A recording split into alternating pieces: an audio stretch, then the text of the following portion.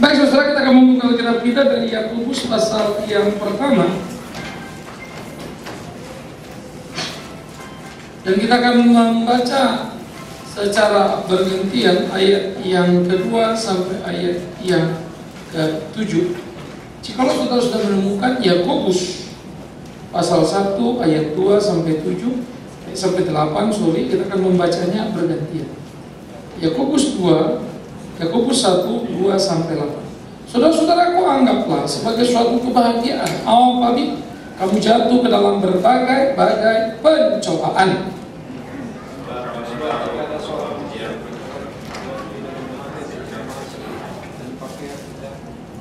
Yakobus 1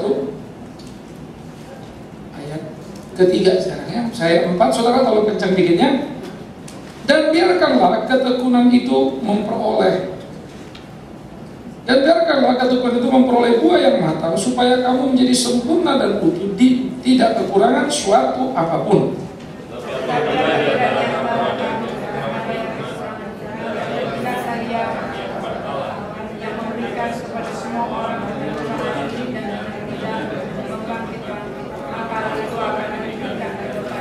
Hendaklah ia memintanya dalam iman, dan sama sekali jangan bimbang. Sebab orang yang bimbang sama dengan gelombang laut yang diombang-ambingkan kian kemari oleh angin.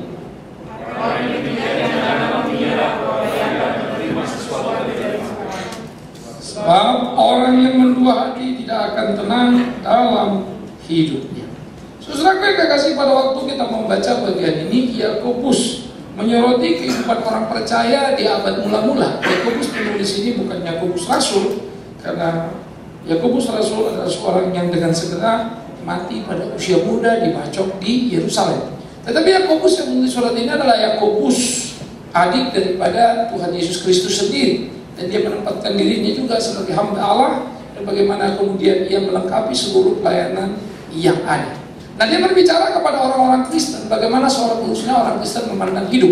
Dia berbicara bagaimana orang Kristen menerjemahkan iman, bahwa iman itu tanpa perbuatan disebutnya sebagai sesuatu yang mati, sesuatu yang tidak bernilai. Maka dia mengkritisi kehidupan orang Kristen supaya mereka beriman dan berbuat. Begitu pula ia mengkritisi orang-orang Kristen supaya memandang berbagai kesulitan yang datang silih berganti, penderitaan yang datang silih berganti sebagai sesuatu dinamika dalam hidup keberimanan, dan itu menjadi sesuatu yang penting di dalam proses beriman seseorang. Ini menjadi menarik saudara yang kekasih. Mengapa? Ketika Yakobus membicarakan hal ini, jangan lupa orang Kristen sedang teraniaya, mereka terpuruk, dan orang Kristen tidak pernah mengalami ketenangan dalam hidupnya. Gonjang-ganjing segala macam itu terjadi menghantam mereka. Nah, ini menjadi sesuatu situasi yang sangat pelik, situasi yang sangat berat bagi orang-orang Kristen pada abad-abad permulaan. Ya, sehingga mereka mengalami satu pelecehan sosial, juga satu pendiskreditan begitu ya, sehingga mereka diisolasi baik secara politik di dalam hak-hak mereka, dalam kehidupan sehari-hari, dalam pergaulan sosial mereka mulai dikenali sebagai orang-orang yang jahat, pengajar sesat, lebih-lebih lagi teror-teror yang dikembangkan oleh kelompok-kelompok Judaistik, para imam-imam yang mencap mereka sebagai parasit, sebagai orang yang merusak dalam kehidupan keseharian. Itu akan terasa sekali dalam berbagai kitab. Maka ketika Yakobus mengatakan, saudara-saudara, anggaplah sebagai suatu kebahagiaan kalau kamu jatuh dalam berbagai pencobaan. To remind gereja itu bagaimana gereja harus menyikapi persoalan dalam kehidupan yang dihadapinya. Tetapi menjadi penting bahwa apa yang menjadi persoalan dalam pencobaan bukanlah pencobaan itu sendiri. Tidaklah jadi penting apa bentuk pencobaan, tapi jadilah penting bagaimana kita menyikapi pencobaan itu. Ini menjadi menarik, saudara.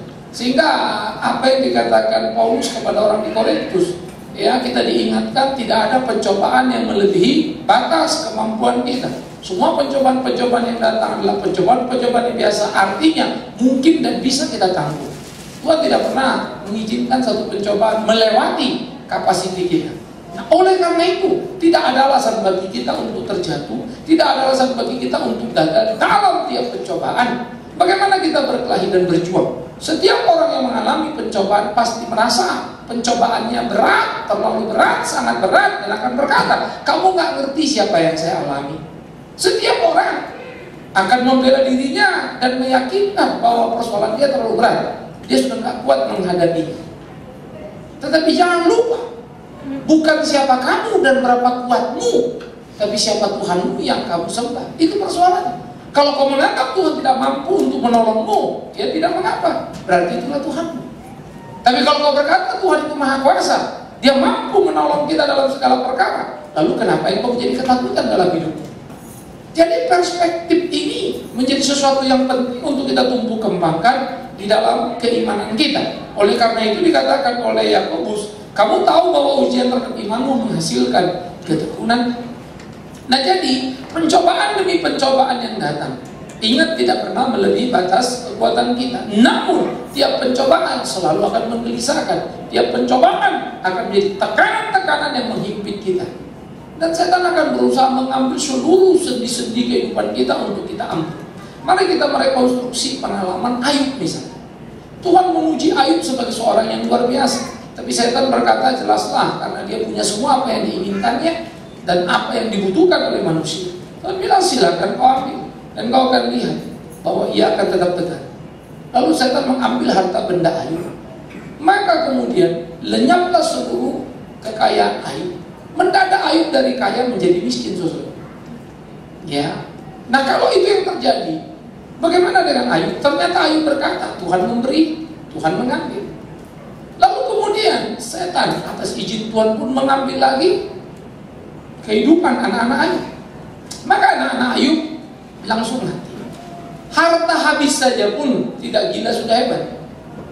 Lalu beruntun pula terjadi, anak-anaknya mati semua. Maka sebetulnya manusia najis macam apa Ayub ini sampai harus menerima kutuk Allah seperti itu? Pasti itu dipahami orang. Karena itu teman-temannya mulai menteror dia, dan istrinya pun datang dan berkata, istrinya satu mengambil posisi, apakah kau percaya kepada Allah seperti itu? Allah yang menganiaya kita. Dan Ayub melawan istrinya dan berkata, engkau hanya mau yang enak dari Allah, tetapi tidak mau yang susah. Allah tidak bersama. Istrinya cekkel lalu tinggalkan Ayub. Saudara, teman yang paling dekat yang bisa mendukungnya ternyata justru menjadi virus yang mengerikan, yang merontokkan salah satu sendi pertahanan. Jadi kita kemudian melihat Ayub sudah kehilangan 3. Harta bendanya membuat dia miskin, anak-anaknya membuat dia seperti orang terkutuk, lalu istrinya meninggalkan dia. Ya, Ayub yang mengerikan, najis yang mungkin dianggap istrinya tidak layak untuk dijadikan suami. Sahabat-sahabatnya tak hendak menolongnya, bahkan memakai kesempatan tampaknya untuk menteror Ayub dengan mengatakan bahwa Ayub kurang ini harus begini, harus begitu. Itu kebiasaan orang Kristen. Tiap ada peristiwa semuanya mampu untuk memberikan tekanan-tekanan, ya, dan bukan memberikan uluran tangan yang menjadi semangat dan penghiburan. Sehingga Ayub makin dipojokkan. Selesai 3.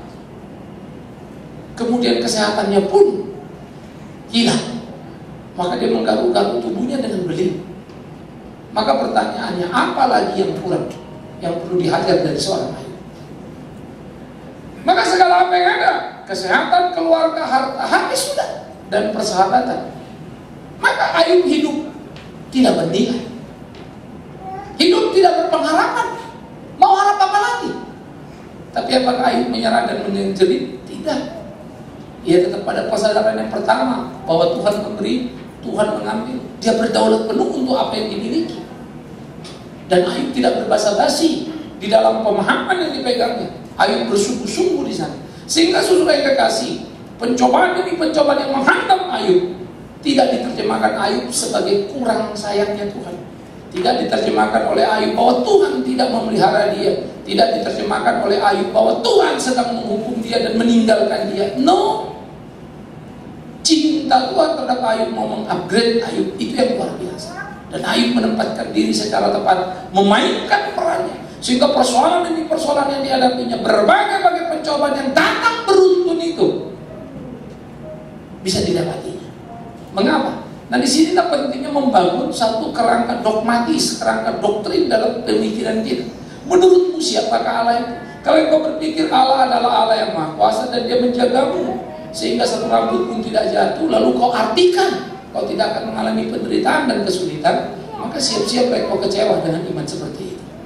Kalau kemudian kau berpikir dan membangun satu pemahaman doktrin pada benakmu, ikut Yesus semuanya mulus, miskin jadi kaya, yang sakit jadi sehat, siap-siap engkau menghadapi kekecewaan dalam hidup. Kalau kau berpikir ikut Yesus, pelayanan adalah dihormati orang di sana sini, diberi kesempatan untuk kau melakukan apa yang menurutmu terhormat dalam pelayanan, siap-siap engkau kecewa dalam pelayanan. Kau tidak akan dapatkan itu, saudara.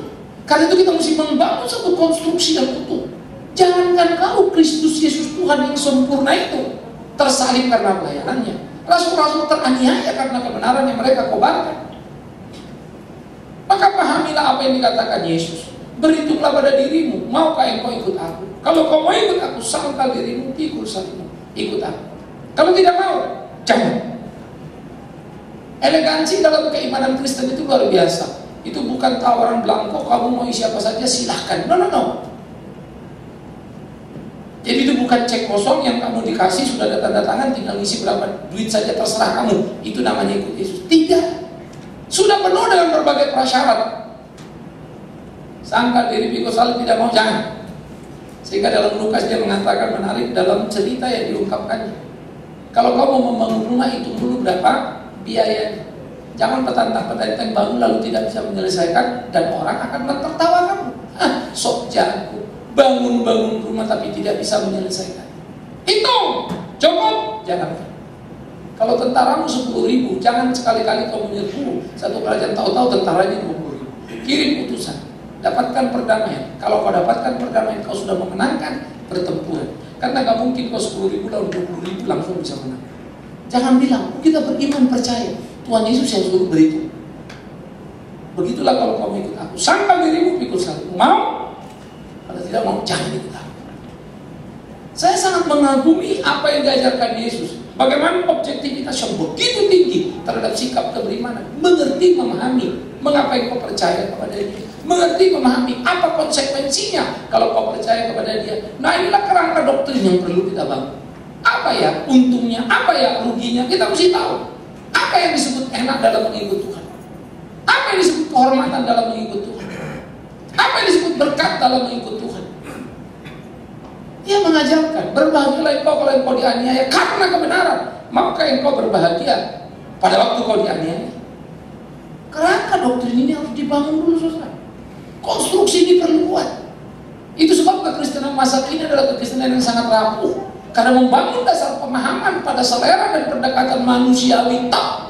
Apa yang kamu suka, lalu itu diwujudkan. Dan itu akan sangat menjadi mengerikan. Itu akan menjadi sangat menyakitkan. Maka kamu tidak akan kuat dalam beriman. Kamu akan goyah dalam beriman. Jadi yang pertama, bangun dulu kerangka yang benar ini. Pemahaman yang benar ini. Sehingga kita melihat dengan utuh segala sesuatu. Kalau di FGC kita mengajar, menjelajah segala sesuatu ya. Lalu ketika saya juga mengajar, capeknya setengah mati. Tapi ketika siap tambahan, siap, terkuras semua sebetulnya. Ya. Kalau mempersiapkan bahan, saya tidak mungkin minta tolong orang, bukan? Tolong kamu cari ini, kan tidak akan bisa.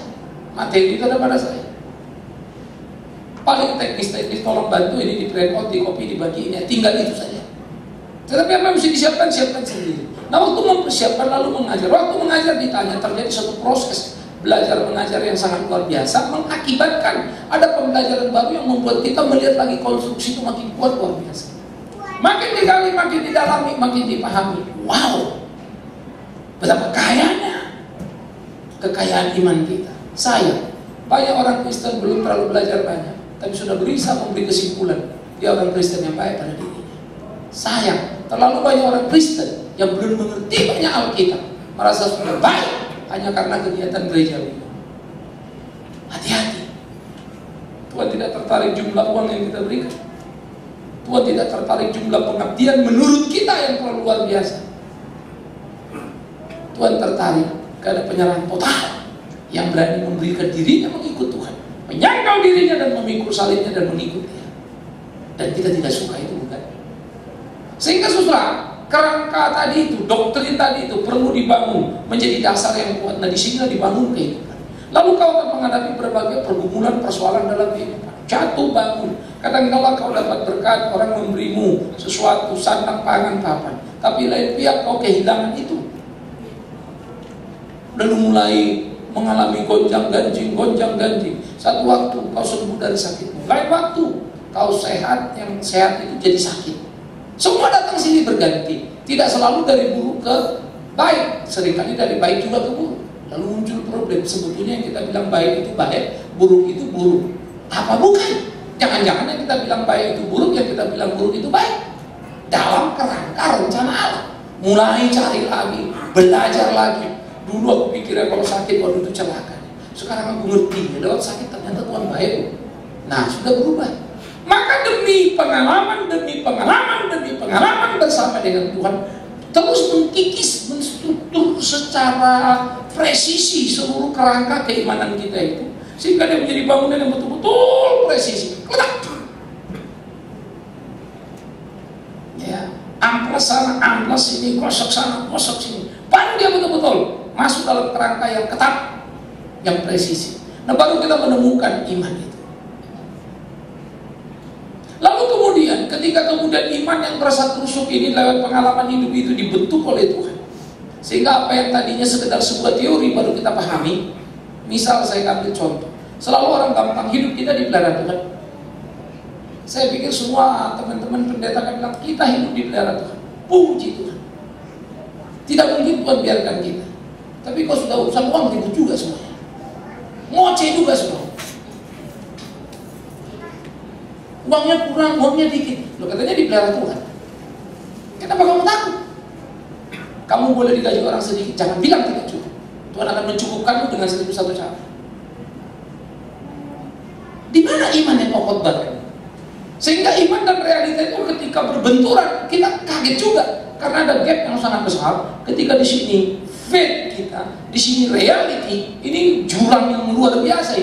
Dari faith ke reality mau ngelompat ini sulit ini. Aku percaya Tuhan pelihara, tapi pelihara itu gimana ya? Kenapa aku jadi begini ya? Kenapa begitu ya? Aku percaya Tuhan akan cukupkan, tapi kenapa kekurangan uang ya? Mau berobat gak punya uang ya? Why God? Di situ kita diguncang saudara. Ayub pun pada titik Paulus pun pada titik tertentu sebagai rasul yang tahan banting, rasul hebat, yang punya kesempatan di atas rela ada di bawah. Yang punya kesempatan menganiaya, rela teraniaya. Yang punya kesempatan mengumpulkan limpah kesuksesan dunia, rela terpojok dan terhina. Tapi ketika kemudian duri itu Tuhan tahu pada dirinya, ia menjerit juga. Kalau boleh Tuhan cabut, berat sekali, sakit sekali. 3 kali dia memohon. 3 kali Tuhan berkata, cukup kasih karunia-Ku bagimu. Sampai kemudian Paulus menyadari dan berkata, ya Tuhan, di kelemahanku nyata kekuatanmu. Emang Paulus baru belajar? Rasul itu. Loh kok baru tahu? Yes, itulah itu. Itu kejujuran seorang rasul. Kita seringkali tidak jujur dalam hidup kita, berpikir sudah bisa. Kita belajar berhenti. Lalu merasa apa yang sudah kita punya bisa kita kelola sedemikian rupa sebagai sebuah knowledge untuk menjawab pertanyaan orang, dan kita pikir kita sudah Kristen karena itu. No. Benturan akan menjadi alat penampi yang paling hebat. Karena itu bersyukurlah pada pencobaan. Karena itu jadi alat uji bagi iman. Bersyukurlah terhadap pencobaan. Karena itu kehormatan untuk bisa mengenali diri.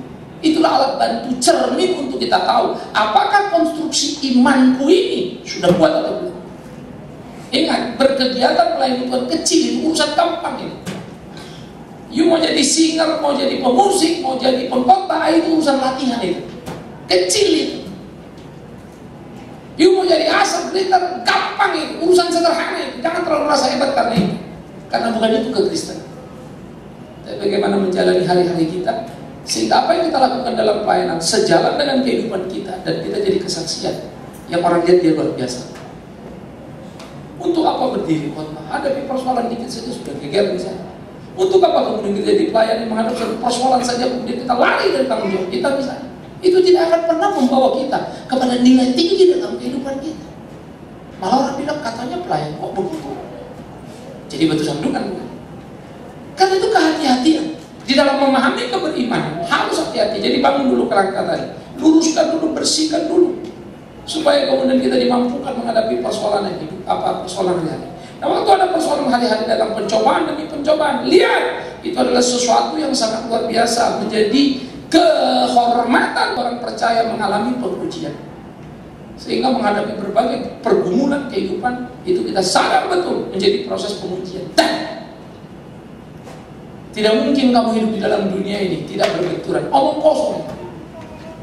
Kita hidup di dunia berdosa, kita hidup di dunia yang sudah kacau, lalu dibenarkan oleh Tuhan, disucikan oleh Tuhan. Nah, waktu kita disucikan oleh Tuhan, kita hidup suci di mana? Di dunia yang tidak suci. Kita disempurnakan dalam penebusan, tapi tinggal di dunia yang tidak sempurna. Kita hidup mengikut Tuhan di dunia yang tidak mengenal Tuhan. Kita hidup sebagai terang di tengah kegelapan. Ini kan perkelahian sengit, saudara-saudara. Itu sebab Tuhan Yesus berkata, aku mengutus kamu seperti domba ke tengah serigala. Sadari itulah hidup Kristen kita. Makanya kalau ada pencobaan, angin badai, ya lumrah itu. Kalau nggak ada malah jadi pertanyaan. Jadi anggap aku enaknya hidup lupa, nggak ada pencobaan, aduh ikut Tuhan luar biasa ya, nggak ada persoalan loh, semuanya mulus-mulus aja. Mungkin setan yang kau ikuti, maka semua mulus-mulus aja. Makin mendekati kau kepada Tuhan, makin kuat guncang.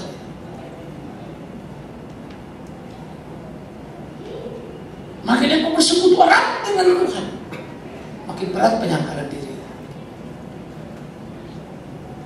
Jadi inilah pergumulan yang kita jalani, saudara. Maka pencobaan demi pencobaan tadi sebagai konstelasi pengujian terhadap pengakuan iman kita, terhadap konstruksi iman kita, buatlah. Kalau yang namanya mobil test drive, ya. Saya ingat dulu kalau Volvo itu menguji keamanannya, papernya didesain sedemikian rupa, siap 60, 70, 80, 100, hantam tembok, belum. Banyak mobil diuji sedemikian rupa,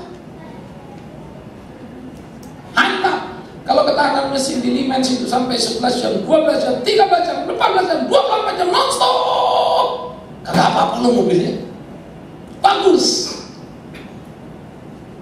mesinnya teruji. Kristen di mana?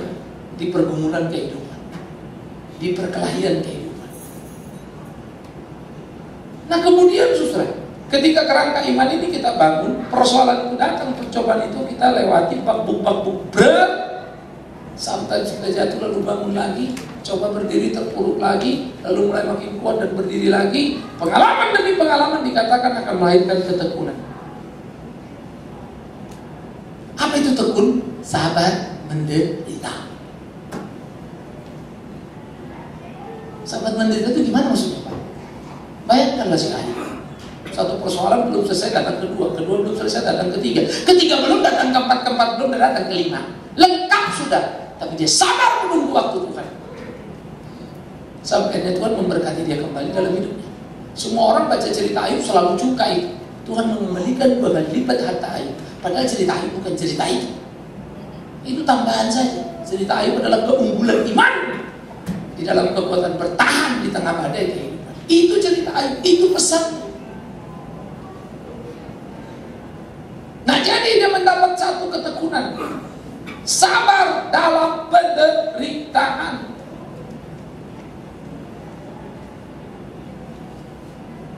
Saudara-saudara, satu persoalan seringkali membuat kita sudah terganggu dalam pelayanannya, suka mau mundur, mau hilang. Apalagi kalau 2, 3, 4 dan seterusnya. Ya bengeklah kita ini, kan begitu. Padahal kalau kita pikir-pikir, persoalan kita pun seringkali bukan persoalan yang murni, sebuah persoalan yang datang. Banyak persoalan yang kita juga ikut meng-create-nya, bukan? Kita juga bagian dari persoalan. Tapi itu saja kita sudah cek. Padahal kita terlibat di dalamnya.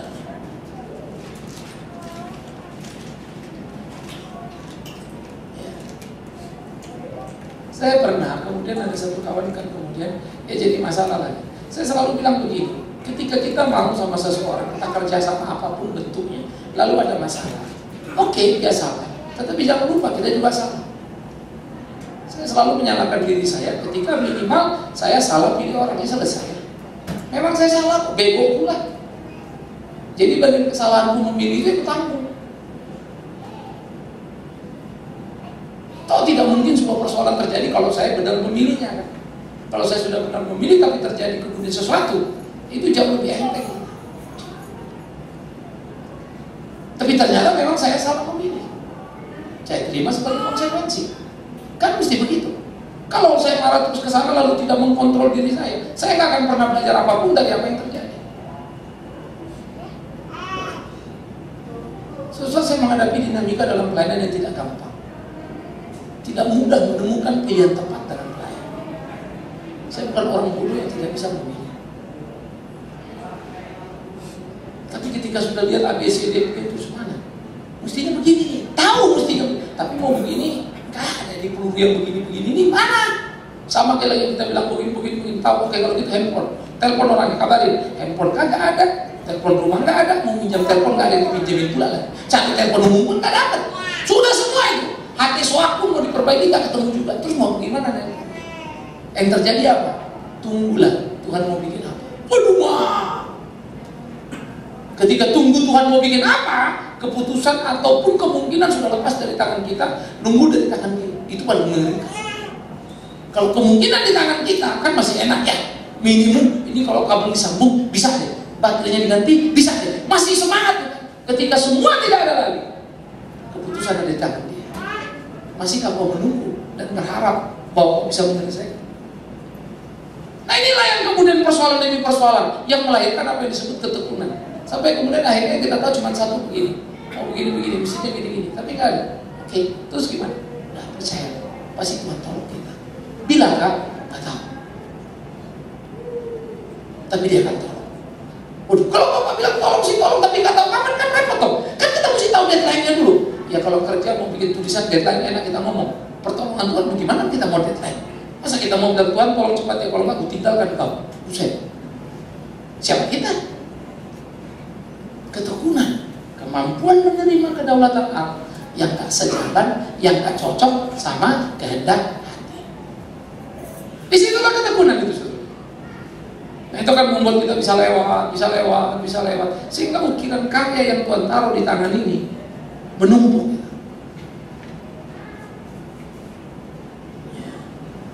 Kita akan bisa lewat.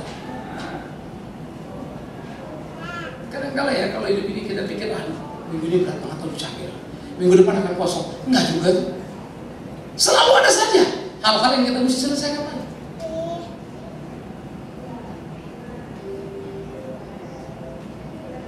Ya, minggu ini saya harus ketemu orang. Kemarin di Papua ada telepon, oke kita akan ketemu.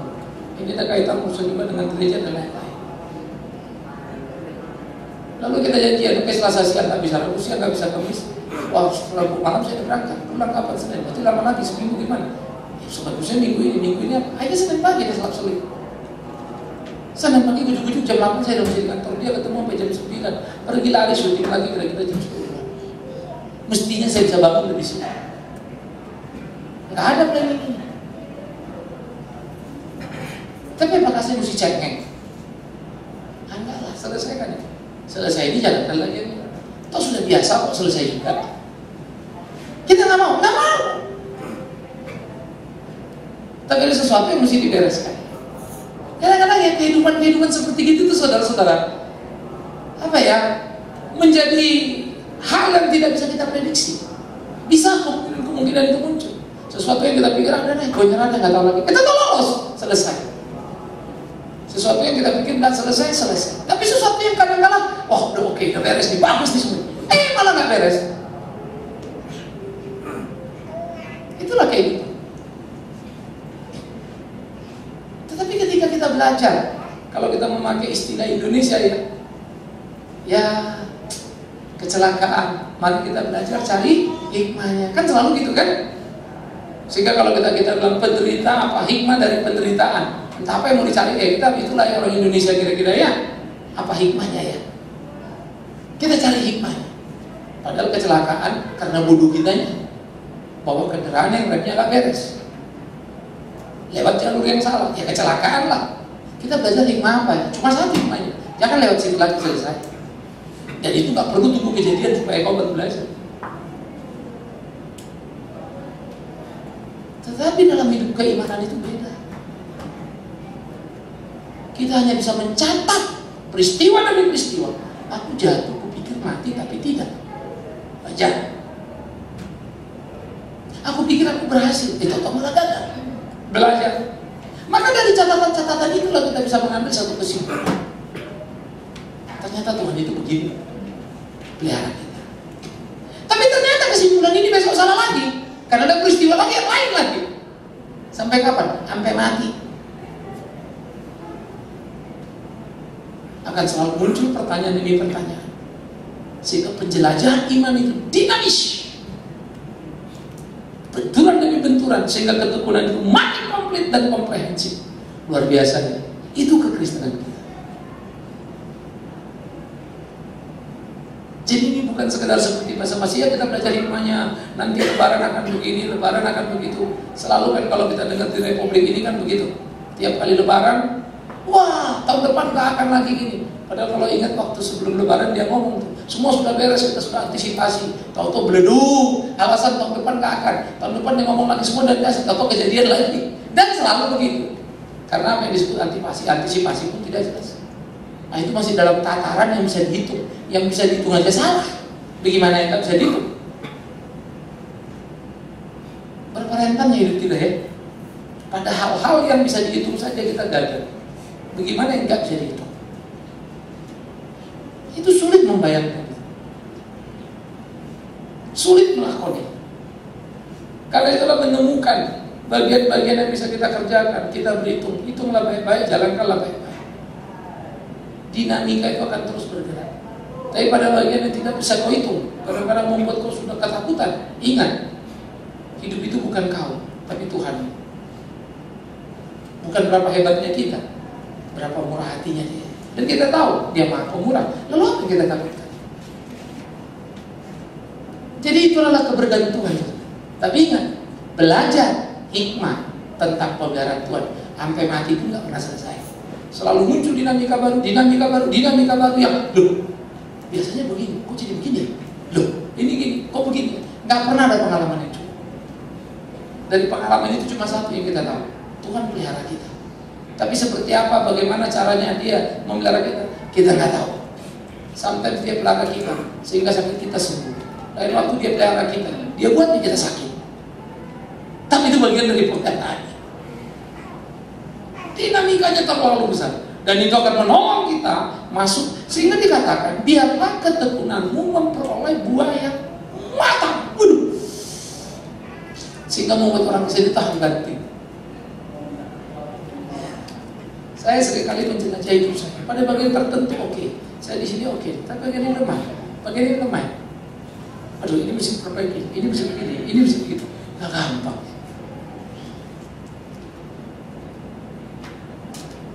Itu sebab hidup bagi saya.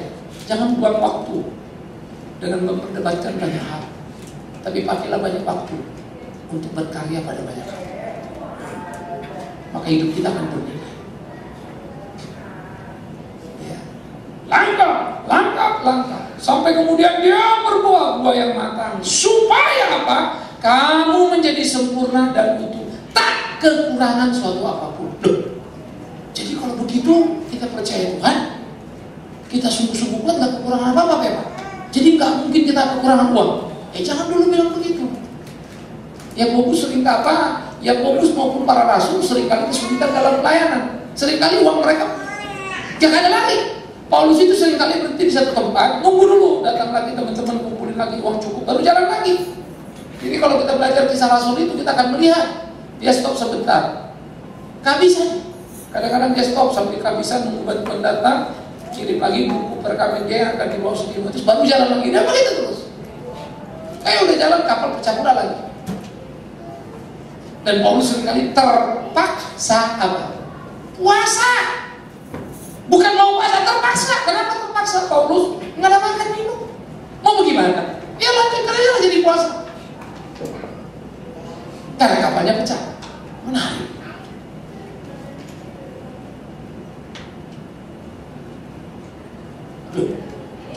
katanya menjadi sempurna untuk tidak kekurangan suatu apapun.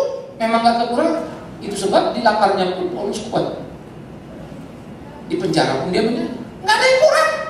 Loh, tapi kan kalau masuk penjara berarti kurang dong Pak, kurang nyaman, kurang aman. No. Kurang adalah ketika kau merasa kurang. Tapi Paulus tidak pernah merasa kurang. Itu sebab penjara pun bisa membuat dia menyanyi. Dia gak perlu gereja yang ber-AC untuk menyanyi. Kita saja sudah terceng.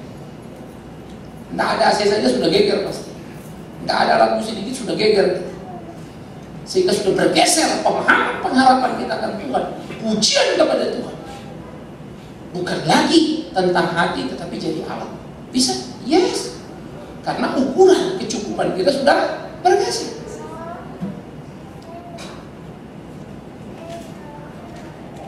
Ini kita mesti belajar pelan-pelan.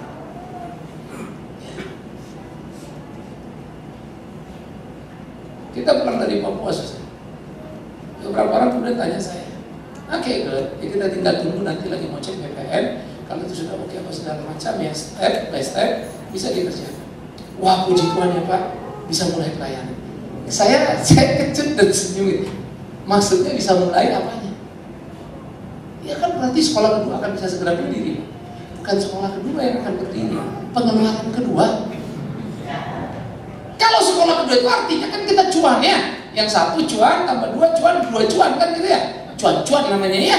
Ini bukan cuan, anjlok ini. Udah lobang lagi. Tadi kaki satu mati, sekarang masuk kaki dua. Nah itulah Papua sama Kalimantan kalau gitu.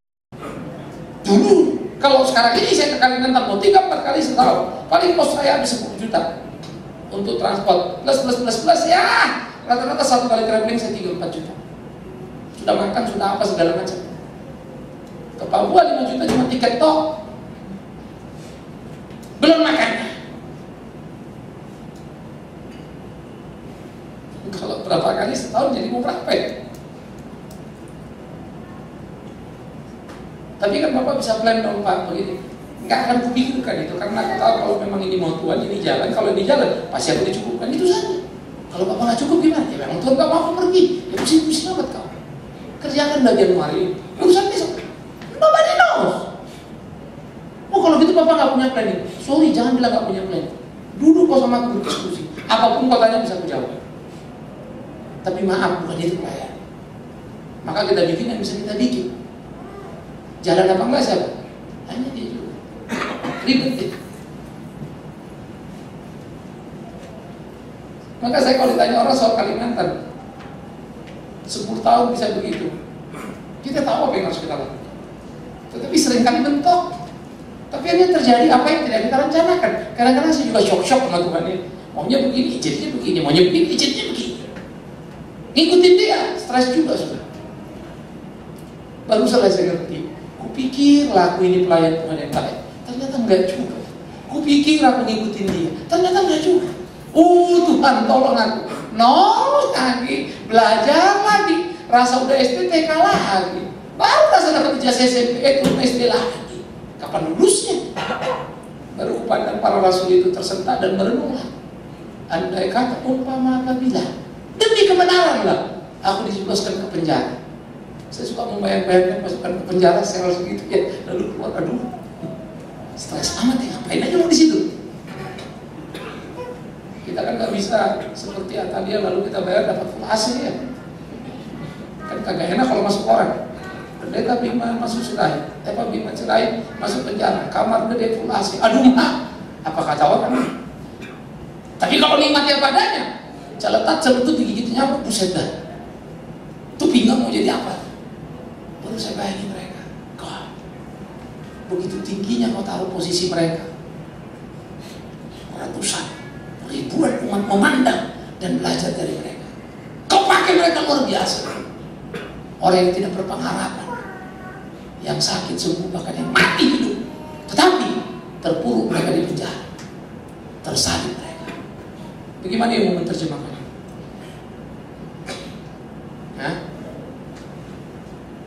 Terpuruk, tersalib. Bukannya dapat barang mewah, mestinya kan dengan karyanya itu posisinya nyaman nikmat.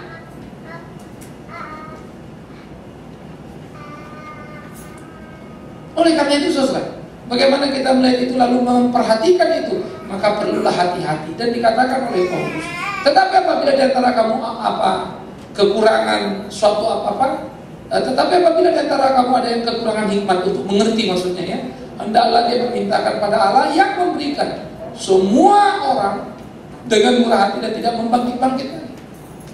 Maka itu akan diberikannya kepadamu. Jadi kalau kita tidak mampu memahami, berdoa supaya Tuhan memberikan kepada kita pemahaman. Dan Tuhan tidak bolak-balik mungkin kau kan dulu kau kan, nah itu bukan Tuhan. Kerinduan belajar itu yang menjadi menarik dalam hidup keimanan.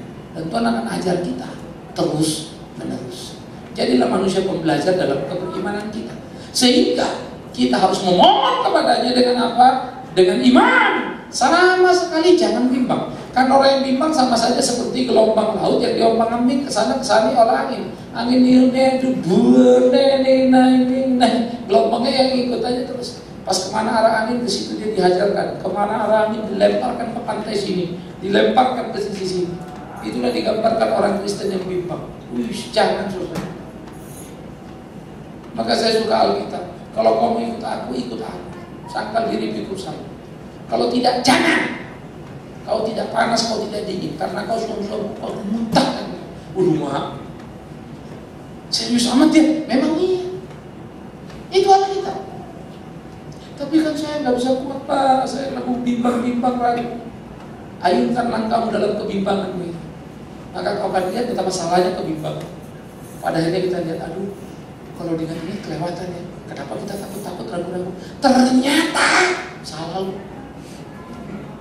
Oleh karena itulah saudara, siapa-siapa yang mengira dan ketakutan, ya, maka engkau tidak akan pernah dapat apapun dari Tuhan. Karena Tuhan tidak suka kepada orang yang menunduk hati. Dan orang yang menunduk hati tidak akan tenang hidupnya. Kalau kau percaya Tuhan, percaya.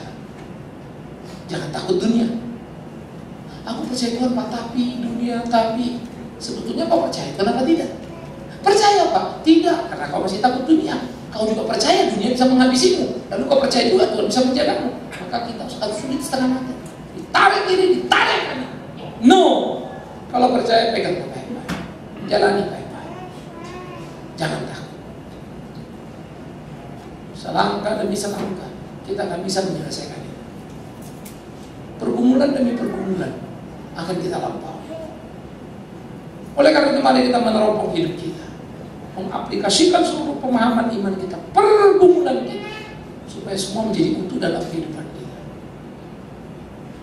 Nah, saya pikir ini menjadi pemikiran-pemikiran serius yang perlu kita bangun di dalam kerangka keberimanan kita, sehingga memandang seluruh persoalan kehidupan itu sebagai blessing. Tetapi ingat, periksa diri. Kalau kau dimarahin orang dan dibenci orang karena kelakuanmu, jangan bilang, Tuhan, kiranya ini aku membuat aku jadi tekun. Itu gawat, jadi badan kau nanti. Ya, tebal kulit nanti. Sudah gak tahu diri lagi jadi nanti ya. Bukan itu. Kalau salah perbaiki. Tapi kalau sudah kau jalankan semua, masih datang badai datang, tahulah engkau, Tuhan sedang mengelusmu. Tuhan sedang berbicara dengan engkau. Tahulah engkau, Tuhan sedang membentukmu. Dan itu berkat limpah. Jadi saudara, jangan pernah takut dan gentar dalam hidup ini. Nikmati pencobaan dan katakan pada Tuhan, terima kasih untuk sepiring manisan, segelas susu yang kau berikan ya Tuhan. Nah, bagaimana kau menerjemahkan manisan ini? Ini Tuhan, persoalan demi persoalan. Bagus. Kenapa kau sebut itu manisan? Karena aku tahu Tuhan, kau memberi aku makan supaya aku berkekuatan. Apa yang kau maksud dengan susu itu anakku? Fitnah demi fitnah, gelombang dari luar datang. Aku tahu kau memberi aku segelas susu supaya aku kuat dan selalu berharapku padamu. Maka aku tahu nikmatnya sepiring manisan dan segelas susu. Ya Tuhan, adalah keterikatanku dengan. Disitulah kita menikmati saudara. Akhirnya selamat menderita. Selamat menikmati pencobaan ini. Selamat menjalani hari-hari dan jangan cengeng lagi. Bangun dan lihat ke depan. Satu yang penting kau lakukan, uji dirimu, layani Tuhan. Maka tahulah engkau, Dia akan membimbing ke tempat yang tidak kau duga, sehingga kau akan menemukan dirimu kuat dan kau kaget. Bagaimana mungkin bisa? Ya, karena Dia yang memampukanmu. Amin. Kita terima. Kita waktu teduh sejenak, kita ambil waktu teduh, kita berdoa pribadi.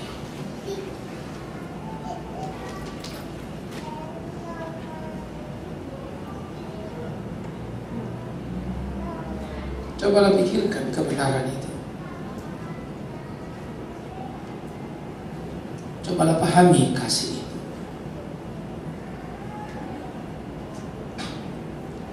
Ia membimbingmu, Ia menuntunmu di jalanmu, sehingga hari-harimu menjadi hari-hari yang indah.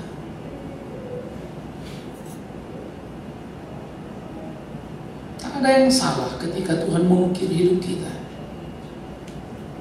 Tangis, air mata, keringat, bahkan darah, tak lebih dari nada-nada indah yang melengkapi musik surgawi yang Tuhan mainkan di hidup ini. Awas, jangan terjebak mengasihani diri sehingga kau merasa menjadi orang yang paling menderita, paling susah, paling sulit. Karena Tuhan tidak pernah membiarkanmu sendiri. Tuhan tidak pernah membiarkanmu di sana. Belajarlah dari penderitaan itu, mintalah hikmat Tuhan, supaya kemudian kau mengerti itu adalah anugerah, kesempatan emas yang memungkinkan engkau melatih dan menguji diri, menemukan dirimu sudah seperti yang dikehendakinya atau belum. Berdoa.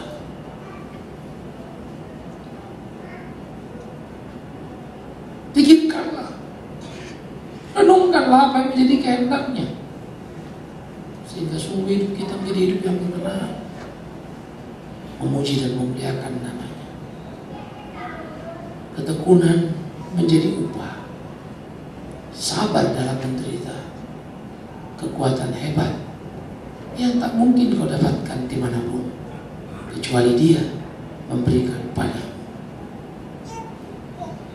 Dunia akan tampak menjadi indah, hari-hari seperti sebuah sulaman, makin hari makin jelas bentuknya menuju apa yang Tuhan kehendaki. Berdoalah. Ia mengasihi. Bapa di dalam surga, Kau tahu hati dan pikiran kami, pergumulan kami, kehidupan kami. Seringkali kami berkeluh kesah atas berbagai persoalan yang datang. Seringkali kami berdalih dan membuat kami menyerah, berhenti berkarya di kehidupan. Tuhan ingatkan kami betapa tak seharusnya kami melakoni itu, melainkan melakukan apa yang menjadi kehendak. Hidup di dalamnya untuk puji hormat bagi nama. Kami berdoa, biar Tuhan menopang kami di keseharian kami, supaya kami berjalan pada jalan Tuhan, sehingga sungguh-sungguh hari-hari kami menjadi hari yang menyenangkan. Tuhan dimuliakan. Kami serahkan hidup kami ke dalam tangan-Mu, tuntun pimpin dalam cinta kasih-Mu, dan biarlah kami semua boleh hidup dalam harap yang penuh, berharap pada Tuhan, berjalan di jalan Tuhan untuk kemuliaan Tuhan. Terima kasih Bapa di dalam surga. Kami serahkan diri kami, hidup kami, gereja-Mu dalam tangan-Mu. Berkati sertai dalam kasih-Mu, biar Engkau mengukir kami di kehidupan kami, tetap berjalan di jalan. Rencana program kerja gereja, campur tangan Tuhan jadi doa dan kerinduan kami. Semua kami serahkan dalam tangan Tuhan. Demi Yesus Kristus yang adalah Tuhan dan Juru Selamat kami hidup, kami berdoa, kami bersyukur, mohon pimpinan Tuhan senantiasa. Terpujilah Tuhan, kekal selama-lamanya.